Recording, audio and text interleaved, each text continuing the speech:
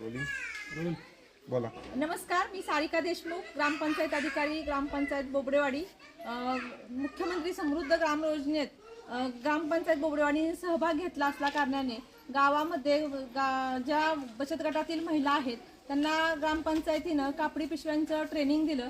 आणि हे ट्रेनिंग देण्यामागचं कारण की प्लास्टिक बंदी गावात पूर्णपणे केलेली आहे आणि जर कापडी त्यामुळं ग्रामपंचायतीनं महिला श्रमदानातून महिलांना गोळा करून 2 ते 3 दिवस महिलांनी एकत्र येऊन ह्या कापडी पिशव्या शिवल्या आणि ह्या कापडी पिशव्याचं वाटप प्रत्येक कुटुंबाला ग्रामपंचायतीनं केलेलं आहे. आणि तेव्हापासून गावात प्लास्टिक पूर्णपणे वापरण्यास बंदी आहे आणि पूर्णपणे प्लास्टिक मुक्त गाव करण्याचा निर्धार ग्रामपंचायत बोबडेवाडीने घेतलेला आहे. आणि या मुख्यमंत्री समृद्ध पंचायत राज अभियानात आम्ही चांगल्या पद्धतीनं मार्क्स मिळवून नावलौकिक मिळवणार आहोत गावाचा, याचा आम्हाला पूर्ण खात्री आहे.